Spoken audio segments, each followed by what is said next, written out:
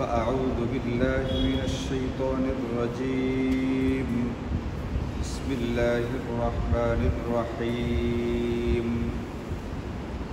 وإذ يرفع إبراهيم القواعد من البيت وإسماعيل ربنا تقبل منا إنك أنت السميع العليم ربنا واجعلنا مسلمين لك ومن ذريتنا أمة مسلمة لك وأرنا مناسكنا وتب علينا إنك أنت التواب الرحيم ربنا وابعث فيهم رسولا منهم يتلو عليهم آياتك ويعلمهم الكتاب والحكمة ويزكيهم إنك أنت العزيز الحكيم. صدق الله مولانا العلي العظيم.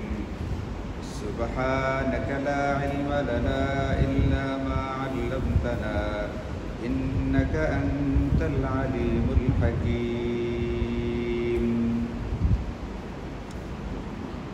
আলহামদুলিল্লাহ, আল্লাহ পাকের অসংখ্য মেহেরবানি আর দয়া যে আল্লাহ তাআলা আমাদেরকে কুরআনুল কারীমের তাফসীরের মজলিসে বসার তৌফিক দিয়েছেন। আজকে আমরা আমাদের ধারাবাহিক তাফসীরের সূরাতুল বাকারা এর 127, 28 এবং 129 নম্বর এই তিনটি আয়াত কারিমা তেলাওয়াত করেছি। এই আয়াতগুলোর ভিতরে আল্লাহ তাআলা বলছেন হযরত ইব্রাহিম এবং হযরত ইসমাঈল আলাইহিস সালাম ওনারা যে বাইতুল্লাহ শরীফের পুনর্নির্মাণ করেছিলেন তার ঘটনা এখানে উল্লেখ করেছিলেন এবং নির্মাণ করার পরে তাদের ভিতরকার অনুভূতিটা কীরকম ছিল সেটা এখানে উল্লেখ করেছেন। আল্লাহ তাআলা হযরত ইব্রাহিম আলাইহিস সালামের কয়েকটা দোয়া এখানে উল্লেখ করেছেন, যেগুলো আমাদের খুবই জানার, বোঝার এবং শিক্ষণীয় ব্যাপার আছে এবং যথেষ্ট পরিমাণে নিতে চাইলে নেওয়ার খোরাক এখানে দেওয়া আছে। আল্লাহ তাআলা বলছেন وَإِذْ يَرْفَعُ إِبْرَاهِيمُ الْقَوَاعِدَ مِنَ الْبَيْتِ وَإِسْمَاعِيلُ, এবং তুমি স্মরণ করো সেই সময়কার কথা যখন হযরত ইব্রাহিম বাইতুল্লাহর ভিত্তি উঁচু করছিলেন এবং সঙ্গে ইসমাঈল। হযরত ইব্রাহিম এবং তার পুত্র হযরত ইসমাঈল আলাইহিস সালাম ওনারা দুজনে মিলে মিনাল বাইতুল্লাহর ভিত্তিগুলোকে উঁচু করছিলেন। ওই সময়কার ঘটনাটাকে তোমরা স্মরণ করো। এখানে একটি কথা হচ্ছে যে বাইতুল্লাহর যে দেয়াল আছে, দেয়ালগুলোকে উঁচু করছিলেন সেটা এখানে বলা আছে। এখান থেকে এটা পরিষ্কার, মুফাসসিরিনে কেরাম বলছেন যে বাইতুল্লাহ সর্বপ্রথম হযরত ইব্রাহিম আলাইহিস সালাম নির্মাণ করেছিলেন, ব্যাপারটা এরকম না। বরং আমাদের আদি পিতা সাইয়্যিদুনা হযরত আদম আলা নবিয়্যিনা ওয়া আলাইহিস সালাতু ওয়াস সালাম, ওনার ব্যাপারটাই জমহুর বলছেন যে উনি ওনার আমলেই বাইতুল্লাহ শরীফ নির্মাণ করেছিলেন এবং তখনই হজের কার্যক্রম শুরু হয়েছে। কিন্তু পরবর্তীতে কালের পরিক্রমায় আস্তে আস্তে এই বাইতুল্লাহ শরীফ যে হজের কার্যক্রম সেটা বন্ধ হয়ে যায়। বাইতুল্লাহ শরীফের যে মূল উপরের যে অংশটা এটাও আস্তে আস্তে ভেঙে নষ্ট হয়ে যায় এবং বৃষ্টি বাদল ইত্যাদির কারণে কাদামাটি পড়ে মূল যে ভিত্তিটা, ফাউন্ডেশন যেটা মাটির নিচের, ওটা ঠিকই ছিল, আর বাকি উপরেরটা এটার উপরে একটা স্তূপের মতো হয়ে গিয়ে এটা আড়াল হয়ে গেছে। পরবর্তীতে যখন হযরত ইব্রাহিম আলা নবিয়্যিনা ওয়া আলাইহিস সালাতু ওয়াস সালাম আল্লাহ পাকের হুকুমে তার স্ত্রী এবং তার পুত্র হযরত ইসমাঈল এবং হাজেরাকে মক্কায় রেখে গেলেন, নির্জন মরু প্রান্তরে, যেখানে কোনো গাছ ছিল না, পানি ছিল না। এবং এখানে তিনি আগে রেখে যাওয়ার পরে কিভাবে দোয়া করেছিলেন সেগুলো আমরা আগের সপ্তাহগুলোতে শুনেছি। তো আল্লাহ তাআলা জুরহুম পুত্রের মাধ্যমে সেই মক্কাকে আবার হযরত ইব্রাহিমের দোয়ার বদৌলতে আবাদ করলেন। হযরত ইব্রাহিম স্ত্রী পুত্রকে রেখে আবার তার জায়গায় সিরিয়াতে চলে গেলেন। এদিকে হযরত ইসমাঈল বড় হইতে হইতে মোটামুটি যখন যুবক একটা বয়সে গিয়ে পৌঁছলেন বা কিশোরের একটা বয়সে গিয়ে পৌঁছলেন, তখন আল্লাহ তাআলা হযরত ইব্রাহিমকে হুকুম করলেন, এবার তুমি মক্কাতে যাও, মক্কা থেকে বাইতুল্লাহ পুনর্নির্মাণ করো। তা হযরত ইব্রাহিম আলাইহিস সালাম আবার সেখানে আসলেন। আসার পরে বাইতুল্লাহ ঠিক কোথায় তিনি ঠিকঠাক মতো খুঁজে পাচ্ছিলেন না। তো আল্লাহ তাআলা হযরত জিবরাইলের মাধ্যমে ওই উপরের আবর্জনাগুলো সরায় দেয়া মূল যে ভিত্তি যেটা আছে ওটাকে আবার বের করে দেখায় দিয়েছে। এই ভিত্তির উপরে হযরত ইব্রাহিম এবং হযরত ইসমাইল আলাইহিমুসসালাম ইনারা দুজন দেয়াল উঁচু করে আবার বাইতুল্লাহকে উঁচু যে সাধারণ যতটুকু থাকার কথা এতটুকু করে পুনর্নির্মাণ করলেন। এখানে আমাদের জন্য যে জিনিসটা শিক্ষণীয়, যেটা আমাদের ঠিক বোঝার ব্যাপার, সামনের কথাটা হযরত ইব্রাহিম এবং হযরত ইসমাইল আলাইহিমুসসালাম তারা দুজন এত বিশাল একটা কর্ম করলেন, এত বিরাট কাজ করলেন যে বাইতুল্লাহ শরীফ পুনর্নির্মাণ করলেন। এবং বাইতুল্লাহ শরীফের পুনর্নির্মাণ করতে গিয়ে হযরত ইব্রাহিমের যে পাথরের উপরে পা রাখা ছিল সেখানে যে এক প্রকার দাগ পড়ে গেছে, পাথরটা আপনাদেরকে আগেই বলছি, অটোমেটিক্যালি এটা উপরের দিকে উঠতো, আবার যখন নিচে নামার প্রয়োজন হইতো এটা অটো সিঁড়ির মতো নিচে নামতো। এবং সেটাকে এখনও রেখে দেওয়া আছে ওই ছাপটা, ওই পাথরটা, যেটা এখনও মক্কা শরীফে একবারে বাইতুল্লাহর পাশেই এটাকে রেখে দেওয়া আছে। মাকাম ইব্রাহিম বলে এটাকে। এত বড় একটা কাজ করলেন, এত বড় একটা পুণ্যের কাজ করলেন। এই কাজ করার পরে হযরত ইব্রাহিম এবং হযরত ইসমাইল আলাইহিসসালাম ওনাদের দুজনের ভিতরের অনুভূতিটা কেমন ছিল, এটা হচ্ছে আমাদের শিকার বিষয়, জানার বিষয়। বাইতুল্লাহ এই পৃথিবীর সর্বপ্রথম ঘর। আল্লাহ অন্য আয়াতে বলছেন, ইন্না আউওয়ালা বাইতিন বুদিআ লিন-নাস লাল্লাযী বিবাক্কাতা। বাক্কা মক্কার আগের নাম, মক্কার পূর্ববর্তী নাম ছিল বাক্কা, ওটা ওখানেই উল্লেখ করা আছে, এটা বাক্কা উল্লেখ করা আছে। আল্লাহ বলছেন পৃথিবীর সর্বপ্রথম ঘর হচ্ছে যেটা মানব জাতির কল্যাণের জন্য নির্মাণ করা হয়েছিল, এটা হচ্ছে এই বাইতুল্লাহ শরীফ, যেটা নাকি মক্কাতে আগের নাম ছিল বাক্কা, ওই বাক্কাতে অবস্থিত। আল্লাহ তাআলা এটাকে মানুষের হেদায়েতের মাধ্যম বানিয়েছে, গোটা জগৎবাসীর হেদায়েতের মাধ্যম বানিয়েছে। এটার প্রতি মানুষের টান তৈরি করে দিচ্ছে, এটার প্রতি একটা চরম প্রেম ভালোবাসা তৈরি করে দিচ্ছে। কালো গিলাপ জড়ায় ধরে দাঁড়ায় আছে কত মানুষের, কী রকম কত আচরণ যে করতেছে, আপনি ওখানে গেলে দেখে পরে বুঝবেন যে কালো একটা জিনিসকে চুমাইতেছে, জড়াইয়া ধরতেছে, মানুষ পাগল পারা এই জিনিসটার জন্য কী পরিমাণ একটা আকর্ষণ আল্লাহ পাক তৈরি করে দিচ্ছে। এই যে প্রথম গড় যেটা আমাদের গোটা বিশ্ব মুসলিমদের জন্য যেটা বাইতুল্লাহ, এই ঘরটা হযরত ইব্রাহিম এবং হযরত ইসমাইল যখন নাকি প্রায় বিলীন হয়ে গেছিল, কোনো চিহ্ন ছিল না, ওই সময় জিবরাইলের সহযোগিতায় এটাকে পুনর্নির্মাণ করলেন। পুনর্নির্মাণ করার পরে তারা বাপ বেটা দুজনে মিলে আল্লাহ পাকের কাছে বলতেছেন, কি বলতেছেন? রব্বানা তাকাব্বাল মিন্না ইন্নাকা আনতাস সামিউল আলিম। ও আমাদের প্রতিপালক, আমরা যে কাজটা করলাম এই কাজটা আপনি আমাদের পক্ষ থেকে কবুল করুন।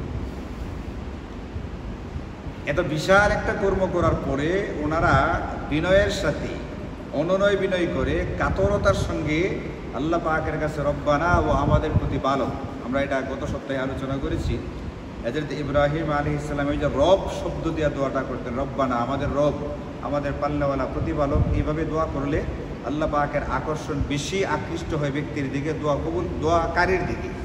এই জন্য রব্বানা রব্বানা বলে বহু দোয়া কুরআনুল কারীমে আছে। হযরত ইব্রাহিম আলাইহিস সালাম এখানে এত বড় একটা কর্ম করার পরে তিনি এটা কবুল হলো কি হলো না এই পেরেশানি নিয়ে আল্লাহ পাকের কাছে দরখাস্ত করতেছেন, ও আমাদের প্রতিপালক, আপনি আমাদের এই কাজটাকে দয়া করে কবুল করে নিন। আমরা তো একটা ছোট্ট কাজ করে যে পরিমাণ মানে এটার প্রকাশ ঘটাই, যে পরিমাণ বলার চেষ্টা করি আমি এটা করেছি, আমার দ্বারা এটা হয়েছে, আমার আমলে এটা হয়েছে। আমরা দেখেছি যে জনগণের টাকায় নির্মিত একটা ব্রিজ, পদ্মা সেতু, ওটা নির্মাণ করার পরে উদ্বোধন করতে গিয়া উদ্বোধনের দিন শুধুমাত্র এই ব্রিজটা উদ্বোধন করা হবে সেদিন এই জনগণের শত শত কোটি টাকা খরচ করা হয়েছে। যে কোটি টাকা দেয়া এই বাংলাদেশের বহু দরিদ্র মানুষ যারা খাবার পায় না, এখনও ডাস্টবিন থেকে কুড়ায় খাবার খায়, তাদের খাবারের ইন্তজাম হইতে পারত, যাদের থাকার মতো ঘর নেই, বাড়ি নেই, তাদের খাবার দাবারের ব্যবস্থা হইতে পারত, ঘরের ব্যবস্থা হইতে পারত, পোশাকের ব্যবস্থা হতে পারত। বাংলাদেশে বহু মানুষ চিকিৎসার অভাবে ধুকে ধুকে মারা যাচ্ছে, ওষুধ খুঁজে পাচ্ছে না, চিকিৎসা পাচ্ছে না, এদের চিকিৎসা হতে পারত। শত শত কোটি টাকা তো খামখেয়ালির কথা না, একটা সেতু, একটা সাঁকু, একটা ব্রিজ উদ্বোধন করতে গিয়ে শত শত কোটি টাকা ব্যয় করা হয়। আর হযরত ইব্রাহিম হযরত ইসমাইল এত বিশাল একটা কর্ম করলেন, এটা করার পরে কবুল হইল কি হইল না ওটা নিয়ে তারা পেরেশান। এটা বলছেন না যে বাইতুল্লাহ কিন্তু আমি নির্মাণ করেছি, আমরা নির্মাণ করেছি, আমার কাজ, আমি করেছি, আমরা করেছি, কাজে এখানে অধিকার আমাদের, আমার এটা এটা না। এখান থেকে আমাদেরকে শেখানো হয়েছে এটা প্রত্যেকটা মুসলমানের করণীয় হচ্ছে, কর্তব্য হচ্ছে, যখনই সে একটা নেকির কাজ করতে পারবে, নেকির কাজ করার পরে কোনো রকমের তৃপ্তি অনুভব না করে বিনয়ের সঙ্গে আল্লাহ পাকের কাছে দোয়া করবে, আল্লাহ যেন আমার সেই আমলটা কী করেন, কবুল করেন। কবুল হইলে তখন নাকি আমার এটা কাজে আসবে। বিশাল কিছু করা হইল কিন্তু আল্লাহ পাকের দরবারে গৃহীত হইল না, কবুল হইল না, এটা তো বেকার, নিষ্ফল, এটা একটা ব্যর্থ বিষয় হয়ে যায়। এই জন্য মেইন হচ্ছে আল্লাহ পাকের দরবারে কবুল করানো, ওটা চিন্তা করেছিলেন হযরত আম্বিয়া আলাইহিমুসসালাম, এবং এইটাই হচ্ছে আমাদের জন্য আদর্শ। একটা কাজ করার পরে খুব ফুটানি দেখানো, একটা কাজ করার পরে খুব বাহাদুরি দেখানো, এটা আমাদের জন্য আদর্শ না। আদর্শ হচ্ছে হযরত ইব্রাহিম এবং হযরত ইসমাইল, ইনাদের মতো মহান ব্যক্তিত্ব যারা ছিলেন, তারা যেটা দেখিয়েছেন, এটা কাজ করার পরে আল্লাহ পাকের দরবারে বলতে হবে যে আল্লাহ আমার দোয়াটা কী করেন, আমার এই কর্মটা। এই জন্য আমরা দেখবেন যে কোনো আমলের পরে আসলে এটা করতে হয় কেন, আমরা যে নামাজ পড়ি, আজকে আসলে নামাজ পড়লাম, আচ্ছা বলেন নামাজের ভিতরে 4 নম্বর রাকাতে, চতুর্থ রাকাতে বৈঠকে আমরা কি করছি? প্রথমে তাশাহুদ করলাম, এরপরে দুরূদ শরীফ পড়লাম, এরপরে কোনটা?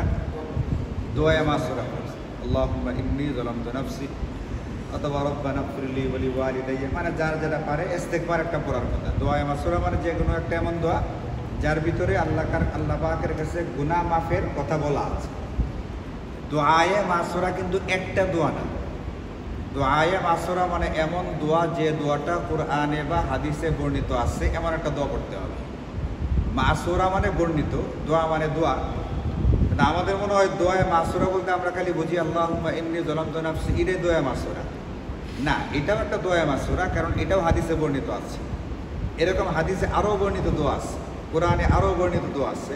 যেমন ধরেন যে রব্বানা যালামনা আনফুসানা, কোনো ব্যক্তি যদি দুরূদ শরীফের পরে এটা পড়ে তাহলে কিন্তু কী হবে, সুন্নত আদায় হয়ে যাবে, কারণ এটার ভিতরেও কী চাওয়া হয়েছে, গুনাহ মাফ চাওয়া হয়েছে। রব্বানা যালামনা আনফুসানা, আল্লাহ আমি তো আমার উপরে কী করে ফেলছি, জুলুম করে ফেলছি, গুনাহ করে ফেলছি, এটা পড়লেও হয়, এটাও দোয়ায়ে মাসুরা। তা কোরআন বা সুন্নায় বর্ণিত যে কোনো দোয়াকে বলে দোয়ায়ে মাসুরা। তা আমরা যে দোয়াটা পড়ি সাধারণত, আমাদের হানাফি মাযহাবের উলামায়ে কেরাম পরামর্শ দিয়েছেন এই দোয়াটা পড়ার জন্যে। তারা হাদিস অনেক পরীক্ষা নিরীক্ষা করে, যাচাই বাছাই করে, গবেষণা করে বলছেন এটা পড়া উত্তম হবে, এই জন্য আমরা এটা পড়ি। এটা ছাড়া অন্য কেউ যদি কোনোটা পড়লেও কোনো কী নেই, অসুবিধা নেই, কিন্তু এটা কোরআন এবং হাদিসে কী থাকতে হবে, বর্ণিত থাকতে হবে। আর আমরা দোয়া বললাম আল্লাহুম্মা ইন্নী যালামতু নাফসি যুলমান কাসীরা, আল্লাহ আমি তো আমার উপরে বিরাট জুলুম করে লাইছি, বিরাট গুনাহ করছি, অথচ করছি তো কি, আমি 4 রাকাত নামাজ পড়লাম না, কত মানুষে কত জায়গায় গল্প গুজব করতেছে, আড্ডা মারতেছে, ফুর্তি করতেছে, চা খাইতেছে, আমরা এসে কী করলাম, 4 রাকাত নামাজ তো পড়লাম। 4 রাকাত নামাজ পড়ার পরে বলতেছে আল্লাহ বিরাট জুলুম করে লাইছি। আমি কি যেরকম বিরাট জুলুম করছি আসলে, আর ইবাদত না করলাম, তো ইবাদত করার পরে আমি একটা বিরাট কিছু করে ফেলছি, মানে ভাবটা এরকম যে আমি আল্লাহর উপরে দয়া করে ফেলছি, নাউজুবিল্লাহ, এরকম চিন্তা যেন আমার ভিতরে না আসে, বরং এটা থাকতে হবে যে আমি নামাজ পড়লেও যেইভাবে নামাজ পড়ার কথা, আল্লাহ পাকের অসংখ্য নিয়ামত ভোগ করতেছি, যে পরিমাণ নিয়ামত ভোগ করতেছি ওই পরিমাণ নিয়ামতের বিপরীতে যে নামাজটা আমার হওয়ার কথা, আমি আসলে ওইভাবে নামাজটা কি করতে পারি নাই। আমি যদি আজকে 3 নম্বর রাকাতে বসে সালাম ফেরাই দিতাম, আপনারা কি লুকমা দিতেন? এখানে আগে কয়েকবার এরকম হয়েছে, আমি 3 রাকাত করে সালাম ফেরাই বসে রয়েছি, পরে বলছে নামাজ 3 রাকাত হয়েছে। বহুবার কয়েকবার এমন হয়েছে 4 রাকাতের জায়গায় 5 রাকাত করে লেছি, কেউ লুকমাই দেয়নি, বলতেই পারে না যে 5 রাকাত করে লেছি নামাজ। এর মানে কি নামাজে কি আমার মনোযোগ থাকে না থাকে না? আর এখানকার কথা বলতেছি, এখানে এরকম ঘটনা হয়েছে যে আমি 3 রাকাত করে সালাম ফিরাই দিছি, অথবা নামাজ কয় রাকাত পড়ছি, 5 রাকাত পড়ছি। হ্যাঁ হ্যাঁ হ্যাঁ, ইমাম সাহেবের ভুল হতে পারে, কিন্তু ভুল হইলে মুসল্লিদের কথা ছিল এটা আমাকে লুকমা দেওয়া, সুবহানাল্লাহ বলে কি দেওয়া, লুকমা দেওয়া, কি বলে সুবহানাল্লাহ বলে যদিও আমাদের দেশের লুকমা দিয়ে কি বললেন? আল্লাহু আকবার বলে। লুকমা দেওয়ার কথা কি বললেন? সুবহান। কি আজব কথা বলে। 3 রাকাতে যে আপনি পয়সা বসছেন কেন? 3 রাকাতে দাঁড়াইবার কথা। সুবহানাল্লাহ, মানে আশ্চর্যের কথা এটা। 3 রাকাত পরে কি বসার কথা না দাঁড়ানোর কথা? আমি কি করে বলছি? সুবহানাল্লাহ, লুকমা দিতে হবে। সুবহানাল্লাহ বললে আমি বুঝবো কোনো একটা অস্বাভাবিক কোনো কিছু হয়েছে। তো অস্বাভাবিক কি হতে পারে? আমি বৈশা গেছি, তার মানে আসলে হয়তো বা কী করার কথা? এখানে দাঁড়ানোর কথা। 4 নম্বর রাকাতে বৈশা আত্মহিয়াত ইত্যাদি পড়ার পরে সালাম করে এবার কথা, কিন্তু আমি কি হয়ে গেছি? সোজা দাঁড়ায় গেছি। লুকমা দেওয়ার কথা কি বললাম? সুবহান। সুবহানাল্লাহ মানে আশ্চর্যের কথাবার্তা। নামাজ 4 রাকাতে আপনি তখন কি করবেন? বসবেন। আপনি কি করে গেলেন গা? দাঁড়ায় গেলেন। সুবহানাল্লাহ বললেই আমি বুঝবো যে কোনো একটা অস্বাভাবিক কী হয়েছে, একটা ব্যাপার সেবার হচ্ছে। তখন আমি না দাঁড়িয়ে গিয়ে কী করে থাকবো? বৈশা। লুকমা দেওয়ার কথা, কিন্তু কেউ লুকমা দেয় না। কোনো সময় দিচ্ছে, এটাও ঠিক আছে, কিন্তু কোনো সময় কী করে নাই, লুকমা দেয় নাই। এখন আপনি বলেন, এটা আমাদের কি মনোযোগ যে পরিমাণ নামাজে থাকার কথা আসলে কি সেই পরিমাণ থাকে? সেই পরিমাণ থাকে না। না থাকার কারণে আমি আমার উপরে কী করে ফেলছি? জুলুম করে ফেলছি। এই জন্য আল্লাহর কাছে মাফ চাইতেছি। যদি ইব্রাহিম এটাই শিখাইছেন আমল করার পরে, রব্বানা তাকাব্বাল মিন্না। আল্লাহ যেভাবে করার কথা তোমার শান মান অনুযায়ী সেইভাবে করতে পারি নাই, এরপরও যতটুকু করছি তুমি কী করে দাও? কবুল করে দাও। আমার নামাজটা পড়লাম 4 রাকাত, আসলে যেইভাবে পড়ার কথা আমরা সেইভাবে পড়তে পারি নাই, পড়া আমাদের দ্বারা হচ্ছে না, সম্ভব হচ্ছে না। আল্লাহ এরপরেও পড়ছি, তুমি পড়ার তৌফিক দিচ্ছি, তুমি মসজিদে আনছো, দয়া করে যে তুমি মসজিদে আনছো, আমার নামাজটা কী করে না? এই জন্য লুকমা কেমনে দিবেন? ইনশাল্লাহ দেখা যাবে ইনশাল্লাহ আগামীতে। ইচ্ছা করে ভুল করতাম পরীক্ষা করার লেগে? ইচ্ছা করে ভুল করলে কি হবে? ইচ্ছা করে ভুল করলে তো নামাজই শেষ। এই জন্য এটা কী বলে? সেজদায়ে সাহু। সাহু সেজদা বলে। কি বলে এটাকে? সাহু মানে হলো কি? সেজদা তো সেজদাই, সাহু মানে কি? ভুল। সাহু মানে ভুল। ভুলক্রমে ওয়াজিব ছুটে গেলে যে সেজদা করতে হয় এটাকে বলে সাহু সেজদা। তাহলে সেজদাটা যে আমরা করি কোনো একটা ভুলের কারণে, 3 রাকাতে বৈশা গেছি কি ইচ্ছাই না ভুলে? 4 রাকাতে দাঁড়ায় গেছি ইচ্ছাকৃত না ভুলে? ভুলে। এই জন্য ভুলে যদি কোনো সময় হয় তখন আপনারা কী বলে লুকমা দিবেন? ইনশাআল্লাহ। সুবহানাল্লাহ। আর আমি যদি ইচ্ছা করে আপনাদেরকে পরীক্ষা করি তাহলে কিন্তু আমার নামাজ কী হবে? নষ্ট হয়ে যাবে। সেটা তো আর করা যাবে না। এটাকে করতাম? করা যাবে এটা? না, এটা করা যাবে। আল্লাহ তাআলা আমাদেরকে ভুল থেকে হেফাজত। তাহলে লুকমা দেওয়ার এটা আমরা বুঝলাম, তাই না? লুকমাটা আসলে কীভাবে দিতে হয়। বাকি আল্লাহু আকবার দিলেও এটা নামাজ নষ্ট হবে না, কারণ আল্লাহু আকবারটাও আল্লাহ পাকেরই একটা তসবিহ। সুবহানাল্লাহ যেরকম একটা তসবিহ আল্লাহ পাকের, আল্লাহু আকবারটাও কি? এটাও একটা আল্লাহ পাকের তসবিহ। তবে হাদিসের ভিতরে কোনটার কথা আছে? সুবহানাল্লাহ। যেমন আমরা রুকু থেকে উঠার পরে কি বলি? আমি বললাম সামি আল্লাহু লিমান হামিদা। আপনারা কি বলেন? রাব্বানা লাকাল হামদ। এটা হচ্ছে একবারে 3 নম্বর স্তরের একটা দোয়া। এখানে একটু উন্নত করে বলতে বলা ছিল রব্বানা ওয়ালাকাল হামদ। আরও একটু উন্নত করে বলার কথা ছিল আল্লাহুম্মা রব্বানা ওয়ালাকাল হামদ। এই জন্য দেখবেন যে বড় জামাত হইলে, বড় জামাতের ভিতরে আসলে মুকাব্বির থেকে, মুকাব্বির কিন্তু বলে রব্বানা লাকাল হামদ। এখানে হঠাৎ করে যে আমি বলতে শুরু করি রব্বানা ওয়ালাকাল হামদ, দেখবেন অনেক মুসল্লি নামাজ বাদ দিয়ে আমার দিকে তাকায় থাকে। দেখো তাকবীর পারে না, তাকবীর বলা শুরু করছে। সে মনে করতেছে রব্বানা ওয়ালাকাল হামদ যে বলছে এটা কী হয়েছে, অথচ এটা কি? আর উত্তম রব্বানা লাকাল হামদের চেয়ে এটা কি? রব্বানা ওয়ালাকাল হামদ এটা উত্তম। এটার চেয়ে আরও বেশি উত্তম কোনটা?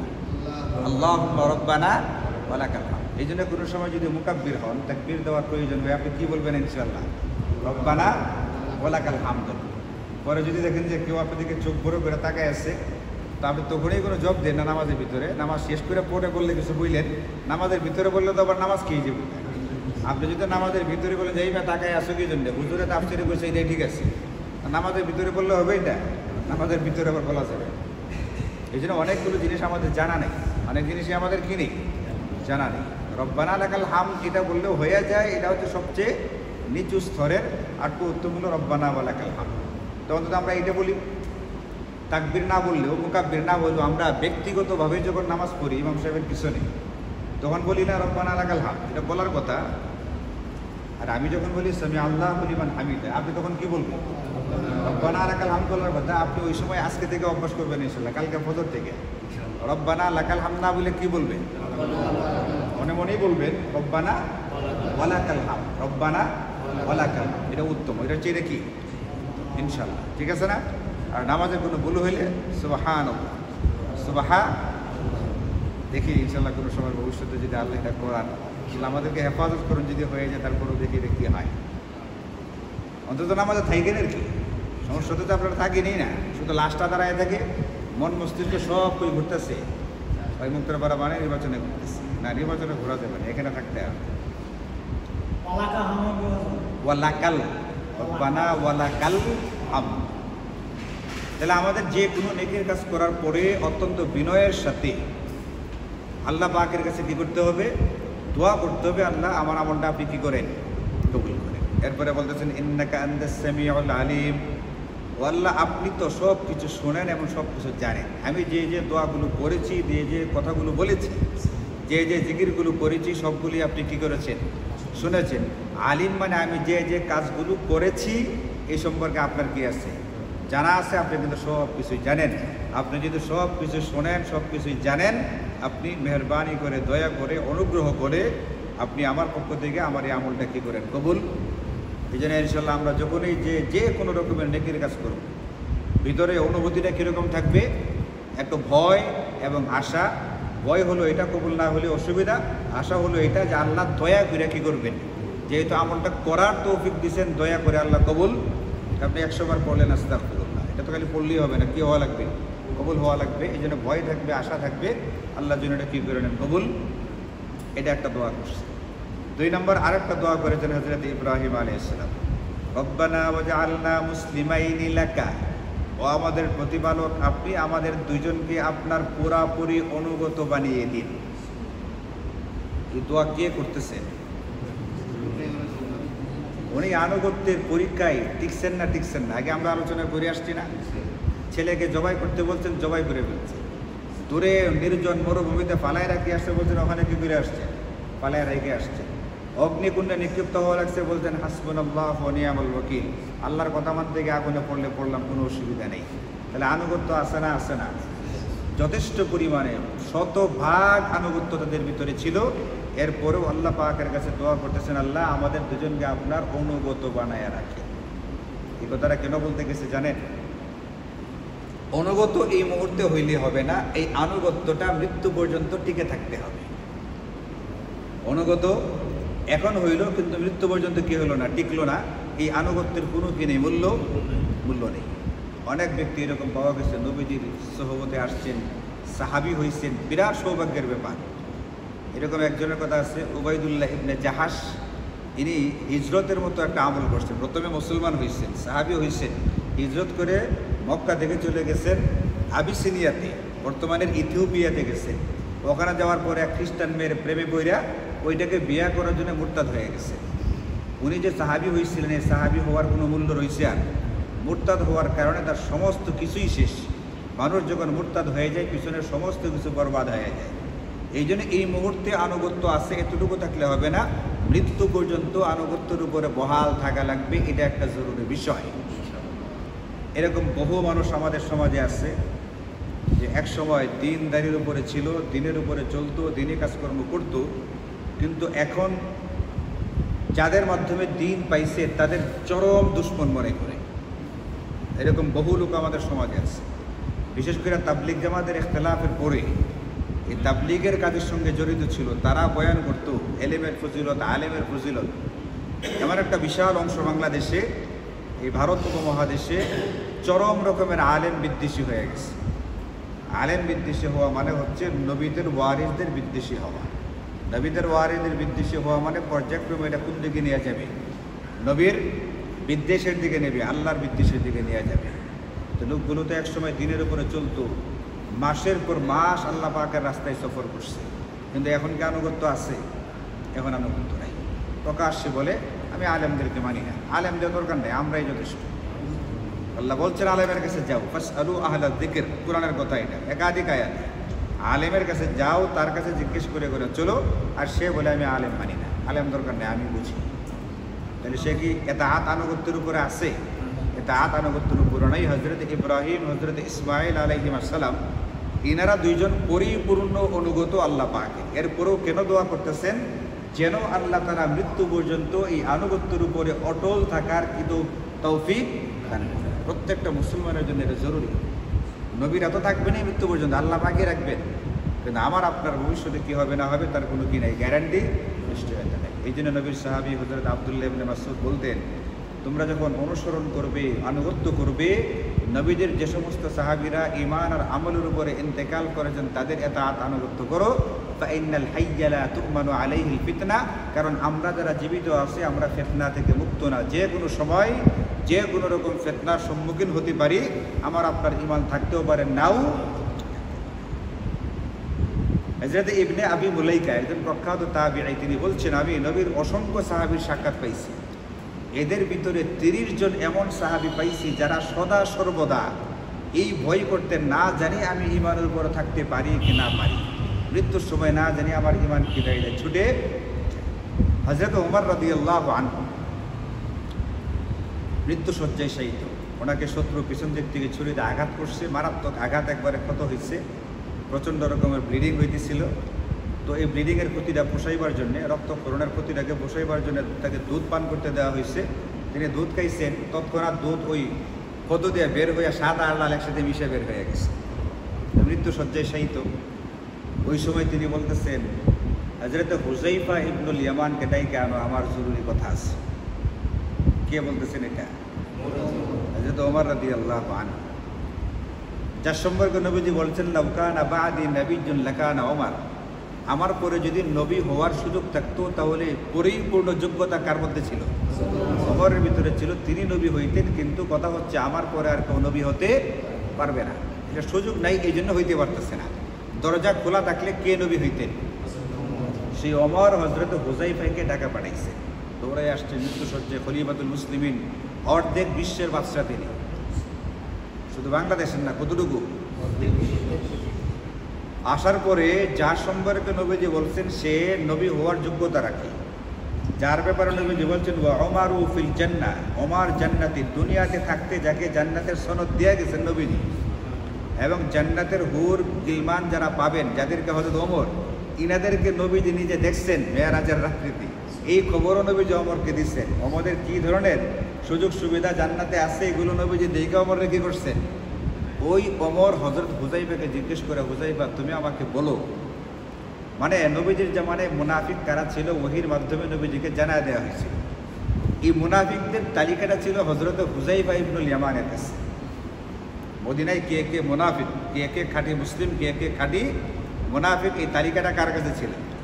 হযরত হুযাইফার কাছে ছিল। এখন ওমরের মতো ব্যক্তি, যিনি নবী হওয়ার যোগ্যতা রাখেন, যিনি জান্নাতের সনদ পাইছেন, যিনি জান্নাতের নিয়ামতগুলো নবীজি দেখার সাক্ষী দিয়েছেন, এই ওমর মৃত্যু শয্যায় হযরত হুযাইফাকে ডাইকে বলো, হুযাইফা আমার একটা ইচ্ছা, তুমি খালি আমারে কও যে ওই তালিকার ভিতরে আমার নামটা আছে কিনা। নিজের ঈমানের ব্যাপারে এই পরিমাণ চিন্তা করতেছেন, ভয় করতেছেন ওমরের মতো সাহাবী, সেখানে আমি আপনি একবারে নিশ্চিত জান্নাতি হয়ে গিয়ে আছি, বসে আছি। ওমর মারা যাওয়ার আগে তার ছেলেকে ওসিয়ত করছেন, আমি মারা যাওয়ার পরে একটা জিনিস লক্ষ্য করবো, আমার জানাজায় হুযাইফা আসে কিনা। হুযাইফাকে তো বলছে যে আপনার নাম তালিকাতে নেই, এরপরও তার ভিতরে ভয়, না জানি আমি মুসলমান কি মুসলমান না, মুসলমান কি মুসলমান না।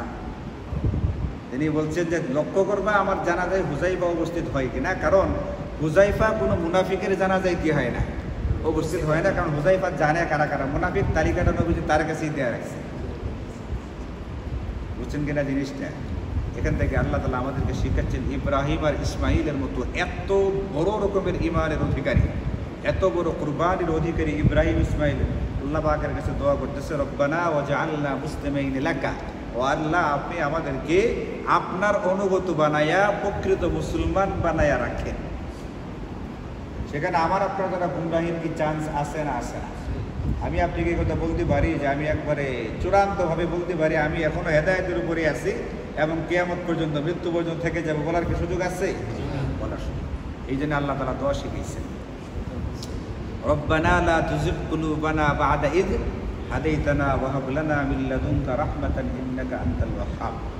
ও আল্লাহ আপনি আমাকে হেদায়েত দিচ্ছেন, হেদায়েত দেওয়ার পরে আপনি আমার আর গুমরা করে দিয়েন না। এই দোয়াটা করতে হবে যেন মানুষ কুই না চলে যায় গুমরাহিতে। নবীজি দোয়া শিখিয়েছেন, ইয়া মুকাল্লিবাল কুলুব সাব্বিত কলবি আলা দীনিক, হে অন্তরগুলোর পরিবর্তনকারী, আপনি আমার অন্তরটাকে ঈমানের উপরে বহাল রাখেন, পরিবর্তন করে অন্যদিকে যেন চলে না যায়। নবীজি আরও দোয়া শিখিয়েছেন, দোয়া পড়তেন, নবীজি নিজে দোয়া পড়তেন এইগুলো। নবীজি তো এইগুলো দোয়া পড়ার দরকার নেই, নবীজি তো গুমরা হওয়ার কোনো কিছু ছিল না, মানে চিন্তাই করা যায় না এটা। এরপরে দোয়া কেন করতেন আমাদেরকে শিখাইবার জন্য। ইয়া মুসাররিফাল কুলুব সাররিফ কলবি আলা তাআতিক, হে অন্তরগুলোকে পরিবর্তনকারী, আমার অন্তরটাকে আপনার আনুগত্য, আপনার ইতাআতের উপরেই বহাল রাখে। এই সমস্ত দোয়া শিখাইছেন আল্লাহ তাআলা কুরআনুল কারীমের অনেক আয়াতের ভিতরে। আল্লাহ তাআলা শিখাইছেন এটা ঈমান আর আমল শুধু করলেই হবে না, সুম্মাস্তাকামু, এটার উপরে কি থাকতে হবে? অটল থাকতে হবে, বহাল থাকতে হবে। দৈনিক আমরা পড়তেছি সূরাতুল ফাতিহার মধ্যে ইহদিনাস সিরাতাল মুস্তাকিম, এরপরে শেষে বেলায় গায়রিল মাগদুবি আলাইহিম ওয়ালাদ, আল্লাহ আমারে গুমরা বানায়, আল্লাহ আমারে পথভ্রষ্ট এদের অন্তর্ভুক্ত করুন। খালি মুখে বললে হবে না, দিল থেকে বলতে হবে। এইটা তো মুখে জপতেছে, এই জিনিস মুখে জৈবাও তো কই গেছে, গুমরাহির পথে গেছে। এরকম নজির আছে না? আছে না? আপনি গিয়ে দেখবেন চিটাগাঙ্গে সেজদা করতেছে, সেজদা পীরকে কি করতেছে, মাইজবান্ডারি, এই সমস্ত পুরো শিরক। তারা তো এটাকে মনে করতেছে ইবাদত। বিরাট মাঝে মধ্যে মোবাইলে দেখি সুবহানাল্লাহ, জিকিরের নামে যে কি করতেছে, এটাকে যে কীভাবে জিকির বলা হবে, এরা কোন আন্দাজে এটাকে জিকির বলে আল্লাহ পাক ভালো জানে। মানে নতুন হয়েছে যে গরুর বাচ্চা দেখছেন না, বাস যেরকম লাভ পাড়তে থাকে, ফাল পাড়তে থাকে, লাফাইতেছে, ফাল পাড়তেছে, এটা বলে কী করতেছে এরা? আবার জিকির যে করতেছে শব্দটা অপরিষ্কার না, হুম হুম হুম হুম, মানে একটা আছে না আল্লাহ আল্লাহ, একটা সুবহানাল্লাহ, মানে হু হু হু করতেছে। এটারে এরা কি করতেছে? কোনো শব্দ উচ্চারণ করতেছে না, কোনো অক্ষর উচ্চারণ করতেছে না, হু হা করতেছে। এটারে এরা কি করতেছে? জিকির করতেছে। এই জন্য খুবই গুরুত্বপূর্ণ বিষয় এটা। হযরত ইব্রাহিম আর হযরত ইসমাঈল বাইতুল্লাহ নির্মাণের মতো এত বিশাল একটা কর্ম করার পরে আল্লাহ পাকের কাছে দোয়া করতেছে, আল্লাহ মুসলিমাইনি লাকা, আপনি আমাদের দুজনকে আপনার পুরাপুরি অনুগত বানিয়ে রাখবেন। কারণ আমার আপনার কি দোয়া করা দরকার আছে না? আল্লাহ তাআলা বুঝার তৌফিক দান করুন। 3টি আয়াতে কারিমা তেলাওয়াত করেছিলাম, শেষ করা তো সম্ভব হলো না, মাঝখানে রয়ে গেল গা। ইনশাআল্লাহ বাকিটা আল্লাহ পাকের তৌফিক হলে আগামী সপ্তাহে। আজকে আমরা যতটুকু তাফসীর মানে শুনলাম, এর মধ্যে শিক্ষণীয় বিষয় যেগুলো আছে তার মধ্যে একটা হচ্ছে এটা, আল্লাহ তাআলা আমাদেরকে স্মরণ করতে বলছেন হযরত ইব্রাহিম এবং ইসমাঈলের যে কর্ম যেটা আছে, তারা একটা ভালো কাজ করেছেন, এটাকে স্মরণ করতে বলছেন। এর মানে অতীতের যে ভালো কাজগুলো আছে, ঐতিহাসিক যে বিষয়গুলো আছে, এগুলো আমাদের জানা দরকার, পড়া দরকার, এগুলোর উপরে আমল করা দরকার। নবীদের জীবন ইতিহাস আমাদের জানা দরকার আছে না? নবী রাসূলদের অসংখ্য ঘটনা কুরআনুল কারীমে আছে, এগুলো আমাদের জানা দরকার আছে। তাহলে অতীতকালের আল্লাহওয়ালা বুজুর্গ যারা আছেন, নবী রাসূল যারা আছেন, সাহাবায়ে কেরাম, তাদের গল্পগুলো আমাদের জানা দরকার, মনে রাখা দরকার। এইগুলোতে আমাদের শিক্ষণীয় খোরাক আছে। 2 নম্বর শিক্ষণীয় বিষয় হচ্ছে হযরত ইব্রাহিম এবং ইসমাঈল যেটা করেছিলেন, নেকির কাজ করার পরে তারা বিনয়ের সঙ্গে আল্লাহ পাকের কাছে বলছেন, আল্লাহ যেন সেটা কী করেন, কবুল। কাজে আমাদের জন্য 2 নম্বর শিক্ষা, আমরা যে কোনো নেকির কাজ যখন করব, নেকির কাজ করার পরে আল্লাহ পাকের কাছে দোয়া করব, আল্লাহ যেন আমার পক্ষ থেকে সেটা কবুল করেন। এবং 3 নম্বর শিক্ষণীয় বিষয় হচ্ছে আমাদেরকে সবসময় এটা মাথায় রাখতে হবে, আমি যা বলছি, আমি যা করছি, আমার বলাটা আল্লাহ শুনছেন, আমার করাটা আল্লাহ পাক জানছেন। আল্লাহ পাকে জানা এটা, ইন্নাকা আনতাস সামিউল আলিম। ভালো বললে ভালোটাও আল্লাহ শুনছেন, মন্দ বললে এটা কিন্তু সব লেখা হয়ে গেছে। আমি ভালো কাজ করলে এটাও আল্লাহ জানেন, মন্দ কাজ করলেও আল্লাহ। আমার কাজটা যেহেতু আল্লাহ জানেন, এই জন্য আমার বইলে জানাইবার কি নাই, দরকার নেই। আমি তো এটা করছি, ওটা করছি, বুঝলেন? যে আপনাকে একটা তসবিহ হাদিয়া দিলাম, এটা হচ্ছে আমার 140 বার যে সফরটা করছিলাম উমরা করতে, 140তম সফরের তসবিহ। এটা বলে আমি কি বোঝানোর চেষ্টা করলাম? এটা বোঝানো হয়ে গেছে না? এই জন্য আমাদের একজন বহন অনেক বড় ইমাম, মুহাদ্দিস ইমাম ইবনুল জাওজি, তিনি একটা কিতাব লিখছেন তালবিসু ইবলিস। ইবলিস কিভাবে প্রতারণা করে নেককারের নেকির আমলটাকে নষ্ট করে। ইবলিস প্রথমে চেষ্টা করে আমলটা করতে না দেওয়া, কিন্তু এরপরও অনেক আমল করে ফেলে। নামাজ পড়তে আপনারা চলে আসতেন না মসজিদে, তাফসিরে বসে গেছেন না, এটাকে নষ্ট করবে কেমনে, সেটারও চেষ্টা করতে থাকে। তার ভিতরে উদাহরণ দিচ্ছেন এইটা, এরকম একটা উদাহরণ দিয়ে বলছেন, মনে করেন যে 3 বার, ওখানে 140 বার লেখা নাই, ওখানে আছে 3 বারের কথাটা আর কি 140 আমি বললাম আর কি, বলার জন্য বলা, কেউ কিছু মনে করবেন না। এটা মনে বলছে কোনো হাজি হজ থেকে আইসা বলতেছে যে আমি তৃতীয়বার যখন হজের সফরে গেলাম তখন এরকম ঘটনা ঘটল। এই যে তৃতীয়বার যখন কোথায় গেলাম, হজের সফরে গেলাম, তখন এরকম ঘটলো। এটা বলে কিন্তু তিনি কোনটা শোনায় ফেলছে, 3 বার হজ হয়ে গেছে এটা শোনায়। উনি খালি ঘটনাটা বললেই হইতো, কতবারের সময় করছে সেটা বলা দরকার নেই যে হজের সফরে এরকম হয়েছে ভাই, কাজে এই ব্যাপারে আমাদের সাবধান থাকতে হবে, এটা বললেই তো হয়। তৃতীয়বারের সময় ঘটনা ঘটছে, অথবা আপনাকে একটা আতর হাদিয়ে দিল, আপনি মসজিদের ইমাম সাহেব, হ্যাঁ, আপনি হুজুরের পিছনে নামাজ পড়েন, তো একজন মুসল্লি তো সাধারণত হজ ব্যবহার করে এসে হাদিয়া দিতেই পারে। মাঝে মধ্যে রবিন ভাই উমরার থেকে আইসা এসে তো বেশ কয়েকবার হজ উমরায় গেছে, আইসা আমার সে ভাইটা বলে না এই হুজুর 3 নম্বরের বাড়িটা, মানে আমি বলতেছি যে মাঝে মধ্যে সে কী দিয়ে আইসা হাদিয়া দেয়। তো আমার মুসল্লি তো আমাকে বা যে কোনো একটা মুসল্লি ওই মসজিদের ইমাম সাহেবকে কী দিতে পারে, হাদিয়া দিতেই পারে। হাদিয়াটা দিবে এটা হচ্ছে মেন কথা, হাদিয়া দেওয়ার কথা হাদিসে উৎসাহিত করা আছে, দিবে। কিন্তু 3 নম্বর সফরের হাদিয়া, এই 3 নম্বরটা তো কী করার দরকার নেই, বলার দরকার নেই। যখন বললো 3 নম্বর সফরের হাদিয়া, তো ইমাম ইবনুল জাওজি বলছেন এই ধরনের ব্যক্তিদের জন্য সতর্কতামূলক আবার ফরজ হজটা আদায় করা উচিত, কারণ তার আগেরগুলো বাতিল হয়ে যাওয়ার একটা প্রবল কি দেখা দিচ্ছে, একটা সম্ভাবনা দেখা যাচ্ছে। বাবুল ভাই তো বলছেন আপনি চলে গেছে, যখন সেটা প্রকাশ করে ফেলছে তার মানে আগেরগুলো কেমন যেন গিয়ে গেছে। এখন তার সতর্কতার জন্য, এটা ফরজ বলেন নাই, সতর্কতার জন্য তার ফরজটা আবার কী করা উচিত, আদায় করা খুবই গুরুত্বপূর্ণ বিষয়। এই জন্যে শয়তান যেন আমাদের আমল কী করতে না পারে, নষ্ট করতে না পারে, কোনোভাবেই ধোঁকা দিতে না পারে। এই জন্যে মনে রাখতে হবে আমি ভালো করলে সেটাও আল্লাহ জানেন, মন্দ করলে সেটাও আল্লাহ জানেন। আমার প্রত্যেকটা সব কিছু আল্লাহর জানা আছে, যেহেতু আল্লাহ পাকের জানা আছে, আমার এটা বলে বেড়াইবার কোনো কি নেই, প্রয়োজনীয়তা নেই। এটা হচ্ছে 3 নম্বর শিক্ষণীয় বিষয়। আমার ভালো মন্দ সব আল্লাহ পাক, যেগুলো মুখে বলছি শুনছেন, আর যেগুলো কাজে করছি সেগুলো আল্লাহ পাক। এবং 4 নম্বর শিক্ষণীয় বিষয় আজকে যেটা পড়লাম, রব্বানা ওয়াজআলনা মুসলিমাইন লাকা, হযরত ইব্রাহিম এবং ইসমাইল বললেন আল্লাহ আমাকে এবং ইসমাইল আমাদের দুজনকে আপনি আমৃত্যু আপনার অনুগত বানিয়ে রাখেন। আল্লাহ তাআলা আমাদেরকে মৃত্যু পর্যন্ত ঈমান আর আমলের উপরে অটল থাকার তৌফিক দান করুন, সিরাতে মুস্তাকিমের উপরে অটল থাকার তৌফিক। ওয়া আখিরু দাওয়ানা আলহামদুলিল্লাহি রাব্বিল আলামিন।